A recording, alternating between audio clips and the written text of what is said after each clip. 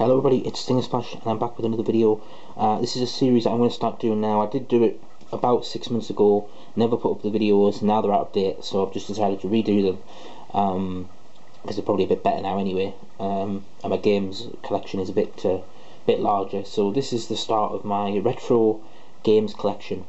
Over all my videos I've shown all of my DVDs and Blu-rays and games, collector's editions, steelbooks, sticker albums, all sorts of different collections, and the one thing I haven't shown is my old retro games. So that is what we're going to show today. The start of this video is going to be my Megadrive collection. It's not the biggest collection in the world, it's not the greatest, but it does for me anyway. I love playing my Megadrive, even to this day, so these games get plenty of use. Although there's still one or two I've not played yet, because they're Menacer games and I haven't gotten the batteries yet for my Menacer, which is still boxed. So yeah, we're going to have a quick look at these games. As I just move around here.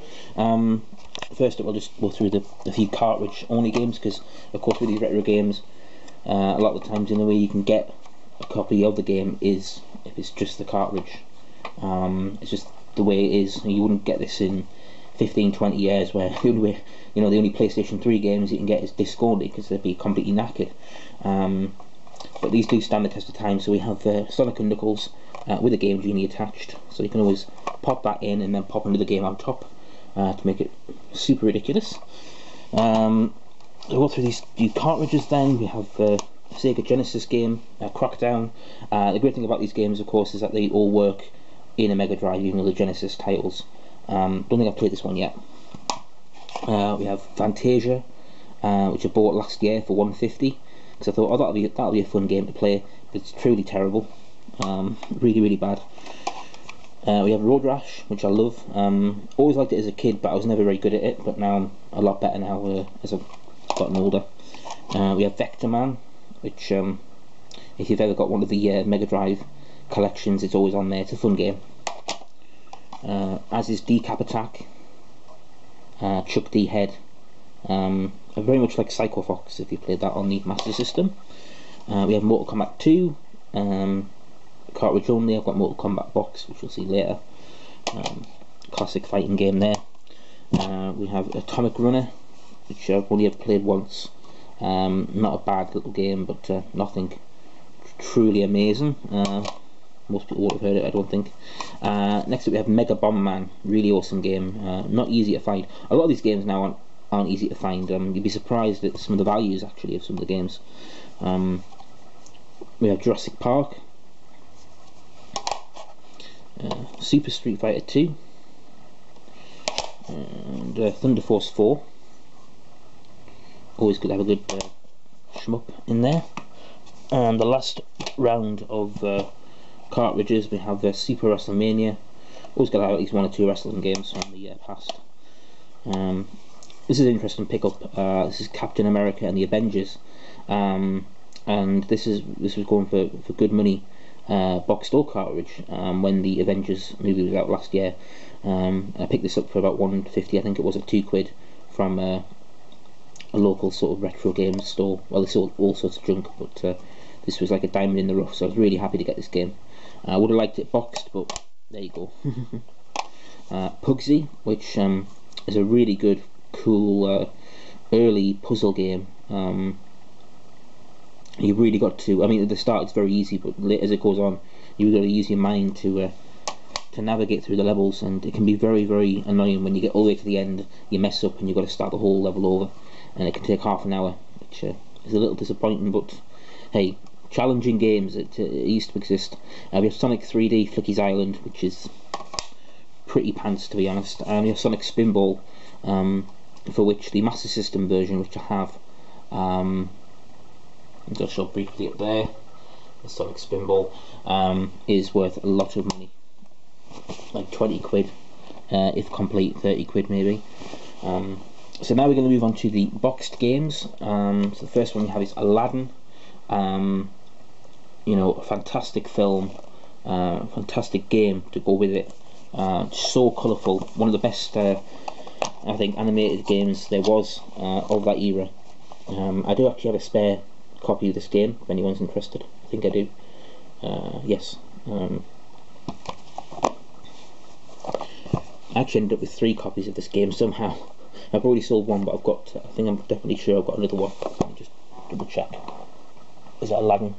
Yes. I've got Aladdin, I've got Lion King, and I've got Mega Games 2, and a cartridge of Castle of Illusion and Quackshot.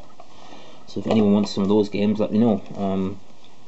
The second one we have is Another World from Delphine Software. This was the forerunner to Flashback, of course.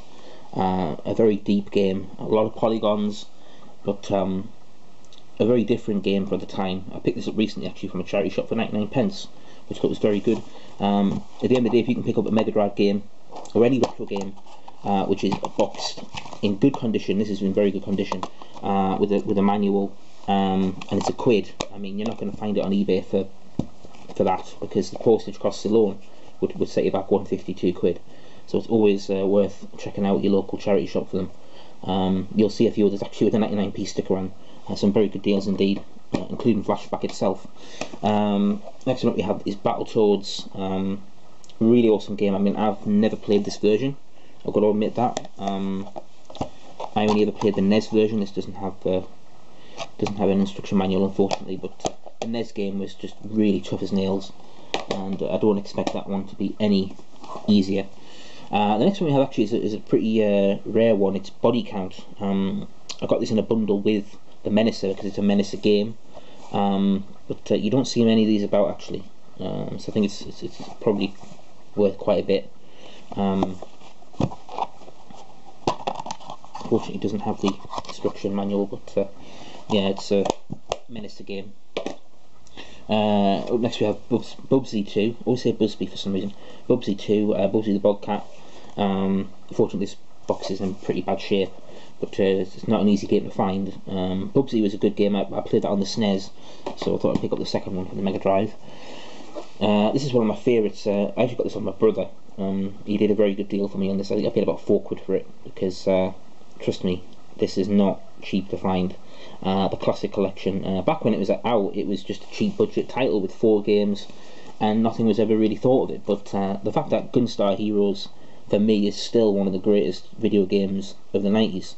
I would say top 3 or 4 best Mega Drive games ever. And I've completed so many times now. Back when I was a kid, always get to the last boss and die.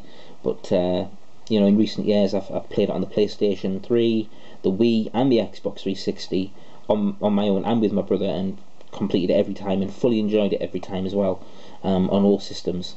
So it's always good to play that game. Altered Beast, you know, is a bit limited in what it is, but it's not a bad little game. Alex Kidd is a very fun game, as is Flicky. So it's a really good, you know, really good set. And I think yeah, all of the instruction manuals are put into one. There's still 1 or 2 Mega Drive games I still want to pick up, but they're just so expensive now. I'm just not sure I'll ever get them. Sunset Riders is the main one that I definitely want to get. This next one is a double hits, and this is Micro Machines and Psycho Pinball. I wouldn't mind picking up Micro Machines 96 actually, because I have fond memories of having parties and having people come over and play the Turbo Tournament. Because basically when you got the Turbo Tournament version, I think it was Micro Machines 96, you got all sorts of different things in with the game, which had extra control ports on the top of the system, so of the game, and it came with invitations for a party and score sheets and all sorts of stuff. Really good stuff. Next up we have Echo the Dolphin, which to be honest I've never really been a big fan of. I never really got the point of the game, and it's just here because it was part of a bundle, I think. I just never got it. I just never understood that game. So here's Flashback, and this again is another 99p, and again in an absolutely immaculate condition, with full manual and game. And yeah, this was the sequel to Another World. Some really awesome animation for the time as well. Next up we have Mick and Mac, the Global Gladiators. This is a game that I have enjoyed greatly on the Game Gear, in fact, and yeah, decided to pick it up so I could play the Mega Drive version. They just don't make games like this anymore. Good fun, platform shooter games. And then we have Gnug. I think that's how you say it. Gnug. Of course, from the front, whenever I used to see this in the shop, in the local rental shop, I always wondered what sort of game it would be, and I figured it was some sort of RPG type game, but it's just a shoot 'em up. It's a strange one, but it's a shoot 'em up. You would think you would be this character fighting people with your fists, but no, it's flying through the air. But it's a good little game actually. It's very underrated. Next up we have one that you don't really see around a lot. It's The Legend of Galahad, which I didn't even know existed until I picked it up for 99p in the charity shop from Electronic Arts. And yeah, it's a very sort of it's very much like the old Ghosts and Goblins type games, but nowhere near as hard. But it's a fun RPG style game as well. You go along picking up keys and trying to get through areas. It's not bad. It's a little tough as it gets on, but it's not bad at all. So next up we have The Lion King. As I say, I've got 2 copies of this one. A 24 meg game. Wow. But yeah, this is another one that looks really good, really stunning, just like Aladdin, but unfortunately, unlike Aladdin, it's not as easy to play. It's a little bit finicky to play, that one. So now we come to the 3 games, well really it's 9 games that every Megadrive owner should have. Mega Games 1, Hang On, Super Hang On, Columns and World Cup Battalion 80. Just legendary games. Still enjoy playing World Cup Battalion 80 actually, even with this overhead view. Mega Games 2, which I think there's more copies of this around than any other game. I can say I've got an extra copy of this myself, but what an incredible set of games. Revenge of Shinobi, Streets of Rage and Golden Axe. Not a weak game among them. Just 3 games that you can play over and over and over again and never get bored. You know, Golden Axe and Streets of Rage, I played them a lot. Revenge of Shinobi I played a little less so because it is a lot tougher than the other 2, but even so, all 3 games just absolutely phenomenal. Definitely the best Mega Games set. And then we have Mega Games 3. Not as many of these around as the first 2, but Alien Storm, Super Thunderblade and Super Monaco GP, again 3 good games. I had Thunderblade and Alien Storm on the Master System and Super Monaco GP in fact, so I never actually played these games as a youngster on this system. It was on the other system, and we will get to Master System games soon. The Menacer cartridge. This is a 6 game cartridge that you only got with the Menacer, because let's face it, these games could not be sold separately, they're that bad. You have Ready Aim Tomatoes, which is the Toe Jam and Earl game. It's got the best music in the game, that's for sure. We have to aim tomatoes at little gremlin type things. Pest Control, which is where you have to take aim and swat bugs off pizzas. Space Station Defender, pretty typical, shoot aliens out of the cabinets that come up. We have Whack Ball, which is, well, you whack the ball. Nothing really to that one. Rockman Zone, which looked kind of cool, but was really just you stand and shoot enemies out of windows, like a very, very bog standard Time Crisis or something like that. And then Frontline, which was with a tank. I'd say these games weren't amazing or anything. I think the best game was probably Ready Aim Tomatoes, although Pest Control was fun. Right, next up is Mortal Kombat, of course. I'm not going to go and open these up again now because I realised I was taking way too much time. Yeah, Mortal Kombat, what can you say, just classic fighting game. Still, to me, I prefer it over Street Fighter, but everyone has their own tastes, I suppose. Another 99p charity shop game here. We have Olympic Gold. This is the Barcelona 92 game, 20 years on, and still making Olympic games. This was supposed to come originally with a poster, I believe, but the poster is missing, obviously. But yeah, not a bad little Olympic game, probably one of the better ones of the time. And then we have Outrun, which I've seen actually go for decent money recently.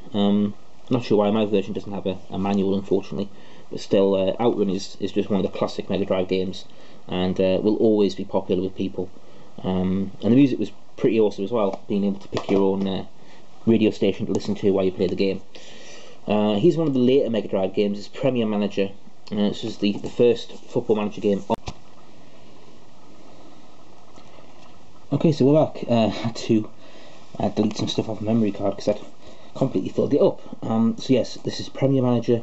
This was one of the later Megadrive games. It was the first ever football management game on Megadrive, and I really enjoyed this one as a young kid. You know, trying to take a team from League 2, or the third division I think it was called then, all the way up to the Premier League. It's based on the 95-96 season, and yeah, fully enjoyed this game. Going back to it now though, it's very primitive and not as much fun, but still not bad for a Premier League game. Oh, I'm a bit out of breath now. I haven't run up and down the stairs. Whew. Okay, so next up we have another great Disney game. It is Quackshot, starring Donald Duck. Always, you know, loved playing this game because it wasn't one of those sort of linear games where you just go straight through, finish the levels and that's it. You would always have to go backwards, you know, to finish off levels. For example, there would be, I think there was a few different types of levels: Mexico, Duckburg, Transylvania, places like that, India, I think.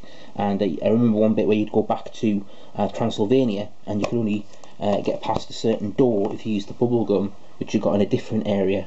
So you had to travel around various places, but it was a really fun game. I've actually got this version and the double pack with Castle of Illusion, and also a third version which is just the cartridge, so I really need to get rid of one of these. But yeah, Castle of Illusion was another game that I didn't play on the Mega Drive. I only ever played it on the Master System, on the Game Gear as well. But really fun platform games. Okay, next up we have RBI Baseball 94. Can't say I've ever really played that much of it, because I don't really know a lot about baseball. It was just another bundle game, you know, bundle copy that I got, and I just never got rid of it for whatever reason. We talked about Road Rash earlier. He's Road Rash 2, two-player action, and just really fun. I think some of these are coming out on the PlayStation, like HD versions or something, or it's been remade. But Road Rash is always a game that I felt, you know, deserved to finally make it to one of the newer consoles. I still don't have Road Rash 3, which I did enjoy playing as a kid, and wouldn't mind trying to get that one at some point. Up next is Rocket Knight Adventures, another really cool game for its time. Not quite as kidified as it would first look. Of course, Sparkster was in it. I think there was a sequel as well later on the SNES, and of course there's been an update on the PlayStation and Xbox a year or so ago. But yeah, not an easy game at all, Rocket Knight Adventures, but very fun, very enjoyable. Next up we have another obligatory wrestling game. It is Royal Rumble, but again, I've never played this before until I got this on the Mega Drive about a year ago. On the Mega Drive, I've always played it on the SNES, and there are slightly different wrestlers on the Mega Drive version because it came out later, but it's still a very similar sort of game and always fun to play. Really good as a two-player game. Up next we have Shadow of the Beast, a really weird game in a lot of ways. Never quite sure where I was going with this game. You'd go one end of the screen to the other and never really figure out where you're supposed to go until you realise you've got to jump down a well or something, which isn't exactly marked out very easily. Sonic the Hedgehog, what can you say about Sonic? Just, you know, the best games on the Mega Drive. It's just so fast and furious. Great platform action. Sonic 2 of course brought in Tails and the two-player aspect to it. Of course all these games can be played with the Sonic and Knuckles add-on, to give you Sonic 2 and Knuckles, Sonic 3 and Knuckles, or if you put Sonic 1 in, you get another game. Can't remember what it's called now, Blue Sphere or something, which is like a puzzle game. Yeah, Sonic 3, which to be honest I never really got into Sonic 3 like I did the first two. There's just something about it just wasn't quite right to me. I don't know what it was, could never put my finger on it. Here we have Streets of Rage 2. Is not an easy game to find, to be perfectly honest, these days. A little bit harder to find on the Master System, I must admit. And of course Streets of Rage 3 is really hard to get, very cheap at all, but you know, really good sequel. to a great first game. And we have Super Fantasy Zone, just an upgraded copy of Fantasy Zone for the Master System, yeah, good little shoot 'em up, very fun, for kids really. You know, it's a lot of bright colours. Right, next up we have a bit of the T's now. We have T2 arcade game. This is a Menacer game, so you know what you're getting with this. Good sort of shoot 'em up, straight up arcade style. Another Disney game, Tailspin. Not really anywhere near as good as the rest, to be perfectly honest. And the cartoon was never as big as a success as the others, but still not a bad little game to stick on for a few minutes. Next up we have Talmud's Adventure. I think this was called something else in America. Marvel Land, I think it was called. And the game says Marvel Land all over it, so why it was just not called Marvel Land, I don't know. Maybe something to do with Marvel Comics. But yeah, Talmud's Adventure is a fun little game where you star as Talamat and jump around trying to save the princess and yada yada. It's a bit of a Mario rip-off in a way. Tasmania. Again, this is a game played on a different system. Not really played the Megadrive version much. Always played the Master System version when I was younger. But very fun indeed.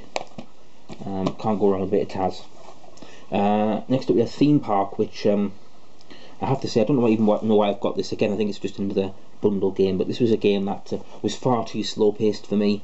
But I do remember my sister playing it a lot.